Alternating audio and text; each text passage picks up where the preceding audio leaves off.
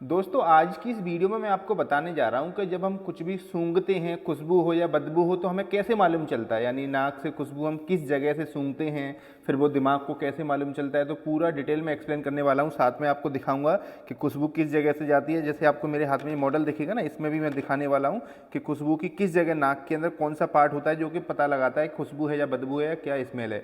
तो डिटेल में वीडियो समझाता हूँ। तो कैमरे को थोड़ा पास में ला के दिखाऊंगा। तो देखो, जैसा कि आपको मालूम है कि हम जो खुशबू सूंघते हैं, तो जैसे खुशबू जो होती है ना, उसमें जो खुशबू के मॉलिक्यूल्स होते हैं छोटे छोटे, वो हवा में मिक्स हो जाते हैं। चाहे वो बदबू हो, चाहे गैस हो, चाहे खुशबू हो, वो हवा में मिक्स हो जाते हैं। वो उसके जो कण होते हैं छोटे छोटे।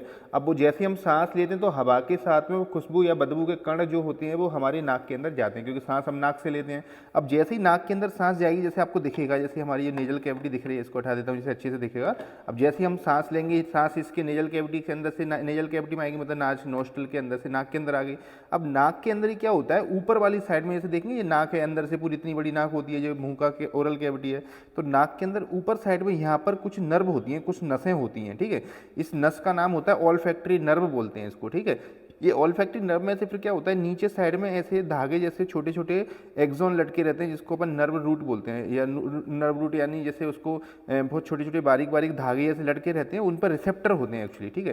तो वो जो मैंने बताया था ना कि जो खुशबू या बदबू के मॉलिक्यूल होते हैं हवा के साथ में, ऊपर जैसे ही वो जाते हैं तो यहाँ पर जो एपिथेलियम होती है वो उनको परसीव कर लेते हैं, रिसेप्टर बोलते हैं उनको। ये पीले पीले कलर के आपको दिख रहे हैं, नसें दिख रही हैं, ये उनको पकड़ लेती है। मतलब उनको जैसे ही वो टच करता है तो इसको मालूम चल जाता है कि ये किस टाइप की खुशबू है या बदबू है। तो ये फिर क्या करता है, इसको जो मैसेज होता है कि भाई जैसा भी खुशबू बदबू के मॉलिक्यूल है इस पर टकराए, टकराने के बाद में इनको मालूम चल गया कि किस टाइप का है। अब वो इनको भेजना होता है ब्रेन को। तो फिर क्या करते हैं, ये यहाँ पर आके ऑल्फैक्टरी बल्ब बोलते हैं, नस होती है मोटी सी, इस पर आके पूरा ये मैसेज यहाँ आ जाता है। अब ये नस क्या करती है, पीछे जाती है और जाकर के ब्रेन से जुड़ जाती है। जैसे आपको ये ब्रेन दिख रहा है ना, यहाँ से जाएगी अंदर ही अंदर, ब्रेन को मैसेज दे देगी। अब ब्रेन के अंदर क्या होता है, मालूम चल जाता है कि हमें वो खुशबू है या बदबू है या किस चीज़ की है, क्योंकि हमारा पुराना एक्सपीरियंस होता है। जैसे हमने गुलाब की खुशबू सूंघ रखी है, तो जैसे ही गुलाब के जो है खुशबू आएगी तो हमारे ब्रेन को पता चल जाएगा ये तो ऐसी खुशबू है तो गुलाब की है।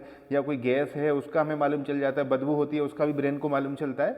और कभी कभी आपने देखा है, क्योंकि ये जो मैसेज जाता है ना, ये डायरेक्ट लिम्बिक सिस्टम से कनेक्ट रहता है, मतलब हमारी मेमोरी वाले एरिया से कनेक्ट होता है।